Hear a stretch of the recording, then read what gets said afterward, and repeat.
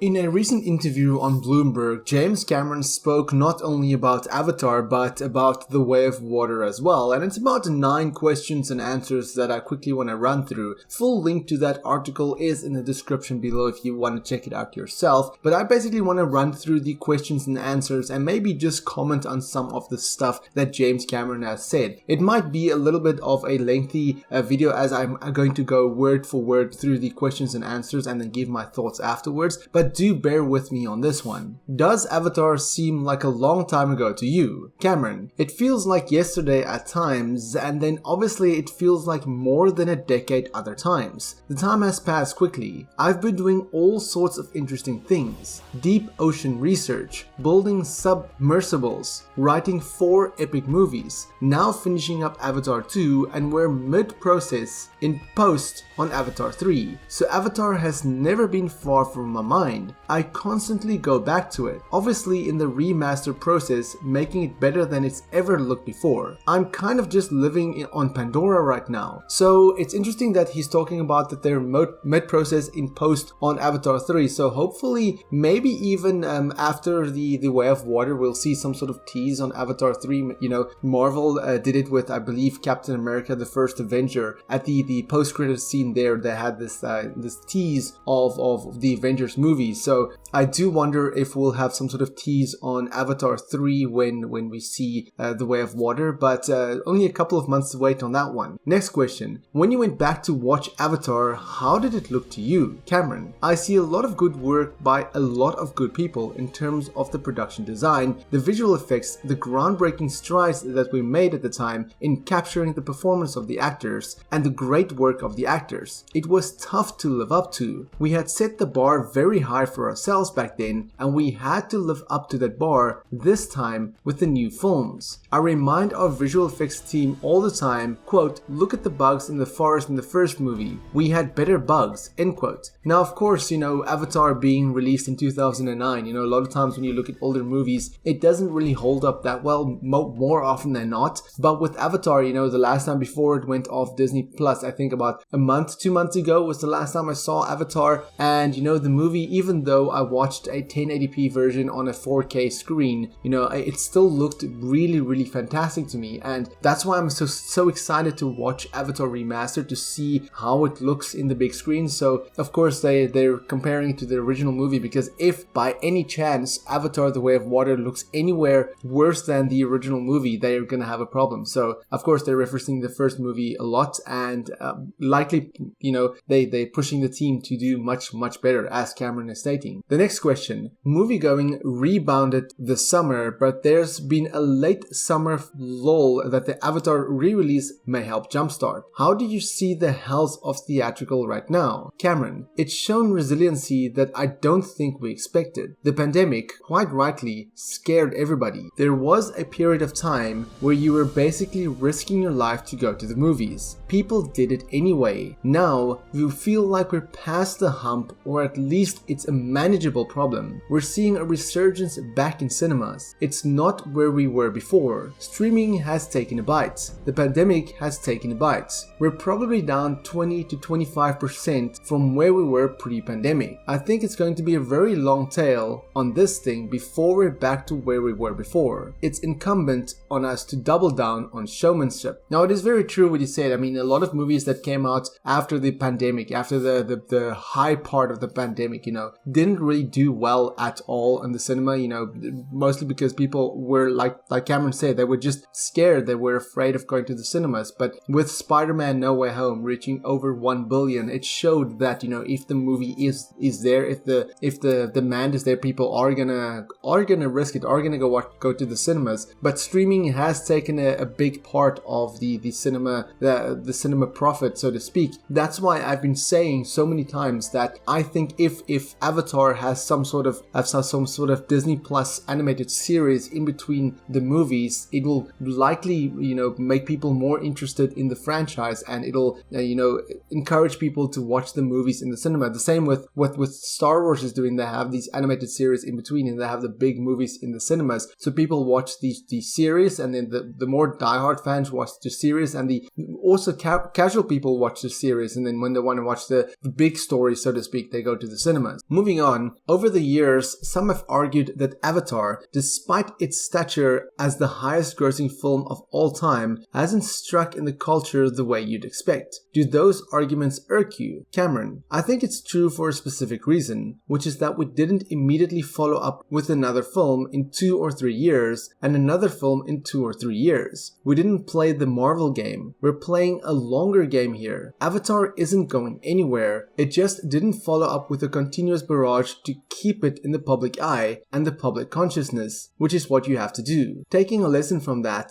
we basically architect 4 sequels so that if Avatar 2 is successful, we can follow it up with a regular cadence 2 years, maybe 3 years at the most, between 3 and 4. It will be in the public consciousness more and more regularly, but only if people embrace Avatar 2. So quite a bit to take away from here. Again, going on to my previous point that if there was some sort of Disney Plus animated series in between the movies, people would be more likely to go see the Avatar 2, 3, 4, and 5 in the cinemas, because you would have this mini-series in between, which could focus on various characters, some sort of, characters that pop up in sequels, maybe even a prequel animated series. Maybe even you can have a prequel animated series that focuses on Jake and his brother. I mean, maybe you can explore Jake's history even more in this animated series. There's a lot of potential in something like that. And of course, with him speaking about the Marvel game,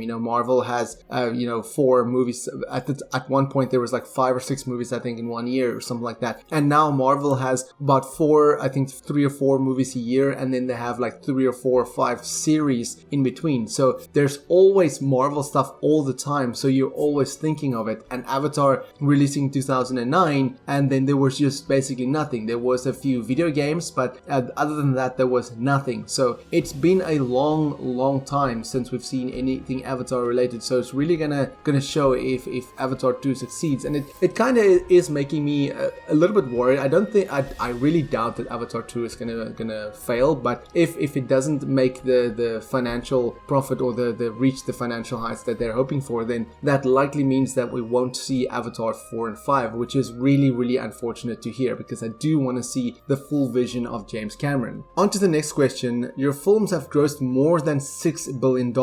I imagine you're not a filmmaker who gets nervous before opening a movie. Cameron, you bet I do. Anyone who says they don't get nervous before a movie drops is the lying son of a... Well, I'm not gonna have to complete that. You're gonna be able to understand what he means by that. But of course, James Cameron is worried about the financial aspect of Avatar, because it is a costly movie. And again, if you have animated series in between, that will, soften the blow a bit, because even though animated series is expensive, but it is a lot cheaper to produce than live action. On to the next question. And there's an awful lot riding on The Way of Water. Cameron, yeah, it's a big play. It's a big bet. And we won't know where we are until the second or third weekend. The success of the first film, we had a pretty good opening at $75 million. But openings are dwarfing that by factors of 2 or even 3 these days. Even if we had a stellar opening, we won't really know where we are for a couple of weeks, because it was the return visits on the first one. It was people wanting to go share. If we get that again, we'll probably be on solid ground. Now that is very true, because I remember when I watched the first Avatar movie in 3D, and I told some of my friends and family about it, they didn't really know much about it. Some of them didn't really know about Avatar at all. I remember, I was studying 3D animation at the time, and I did a whole thesis on Avatar itself. And of course, I was very passionate not only about the movie and the story and the characters. I was also fascinated by the technology at the time, and still am. So I spoke about Avatar a lot when I was younger. I still speak about Avatar quite a bit. Some of my friends were kind of sick of me talking about it back then, but it was me just telling people, you have to see this movie in 3D. You have to see it in 3D. And I probably saw Avatar in 3D about 3 times in the cinema. And when I watched Avatar, I remember watching it with my friends and with my family at the time, the second and third time when I viewed it in the cinema. And I can just remember them saying afterwards, no, this was probably the best cinema experience they've ever had, because of the way the movie really pulls you in Pandora. So there's definitely going to be a lot of that with The Way of Water. People are going to say, you have to see this movie in 3D. You have to see this movie in 3D. And that's going to draw in a lot of people. So hopefully the same will happen with The Way of Water. But moving on to the third last question, I think the odds are in your favor. Cameron, nobody knows. The market has changed. 25% could be our entire margin. It's one thing to make a lot of money. It's another thing to actually make a profit. We're not going to keep making movies that lose money even though they look good and make a ton of money. This is a wait and see, let's put it out there and see if people embrace it kind of situation. Now again, going on to my previous point where Cameron, you speak to other people about the movie. This is the same kind of situation. Making money is one thing, but making an actual making profit is something completely different. I mean, there's a lot of movies that made a lot of money, but it's just it didn't really make profit in that sense. And we see that more often than not with a lot of movies that came out after the pandemic. We see they made money, yes, but they didn't make a profit in that sense. So I do hope that The Way of Water will make a huge profit. I do hope that it will be one of the highest grossing movies of all time. I'm wondering if it'll break records like the first movie. I'm wondering if it'll beat the first movie, but time will tell on that situation. Going on to the second last question, Avatar was especially rich in an ecological subtext. In the 13 years since, much has only gone worse for the climate and the health of the planet. How much was that on your mind making the sequels? Cameron, very much so, even to the extent that I've very strongly debated with myself and discussed with my wife whether I should stop filmmaking and work on the sustainability issues. But we managed to be able to do that in parallel with the filmmaking process. We're doing all of our sustainability efforts. I don't want to say as a side hustle, but in parallel. I put as much effort into that as I do in filmmaking. That said, the new Avatar films aren't any more like a lecture on climate or environmentalism than the first one was. The first one was an adventure. It captured you at the level of character, at the level of storytelling. I think subtext is a useful way of looking at it.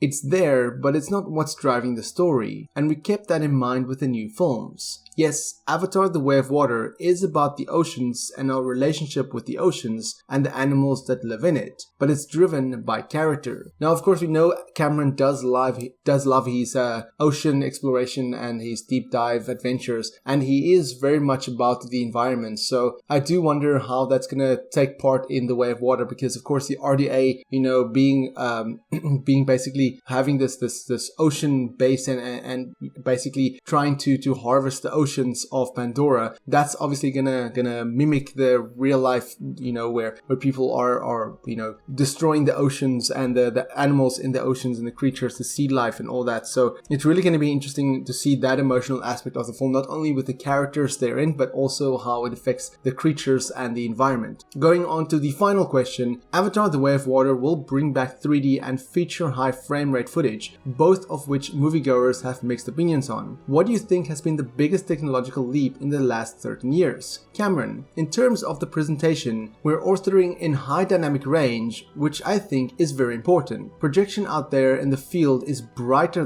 now than it's been a decade ago, which is much better for 3D. We're judiciously using high frame rates in the process of authoring our 3D because people become more sensitive to rapid lateral motion. Your mind is more sensitive, so we solve that by judiciously applying high frame rate here and there throughout the film. That's all at the service of making it better viewing experience. I don't think anybody should go see a movie because it's authored a certain way. That's just part of our showmanship. I think the reason to see this film are the same reason to see the first one. You enter a world, you become fully immersed in it, you feel like it surrounds you, and you become an inhabitant there, and you get to linger there. You go on that journey. Of course, in the new film, it's a bit longer because we have more characters and more stories to service. I think people are very story driven. When they get a set of characters they like, and they get involved in their problems, they'll follow it for scores of hours across multiple years of limited series. I'm not worried about that part of it. So interesting that he said that,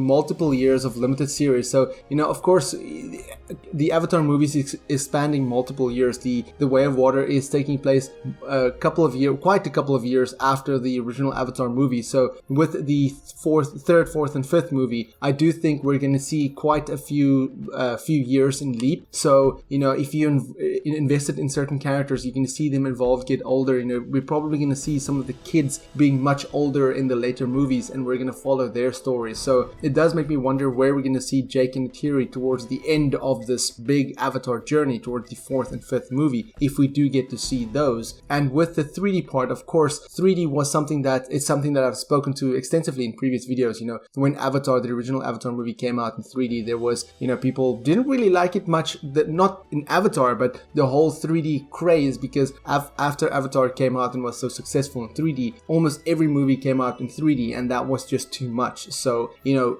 with him saying that projectors are much brighter now, that is very much true, because with 3D films back in the day, I'm saying back in the day, I'm talking about like 6-7 years ago, it was very dark, and that was one of the reasons why I didn't like specific 3D movies. That's why I didn't like it when I went to watch, for example, the Avengers movie, or even some sort of, you know, musical movie in the theater, and the only way to see it was in 3D. And I was like, why is there no other option to see this movie? I don't want to see it in 3D. But with Avatar, it wasn't a whole other experience. It makes you feel, like Cameron said, you become fully immersed in the movie. You enter the world, you linger there, you go on that journey. So I do wonder what kind of journey we're into for Avatar: The Way of Water. But again, we won't have to wait much longer. And with this high frame rate, you know, they're doing the same with the Avatar remaster. They're doing it in high frame rate. So we're definitely going to get a taste of it when this Friday, actually, when Avatar Remastered releases in theaters. But what do you think about the whole 3D experience and the high frame rate? Do you think the high frame rate will bring back 3D in total? Will it bring back that 3D craze? Let me know in the comments below, and for more Avatar content, have a look at the rest of my channel. Until next time, have a fantastic day and stay safe.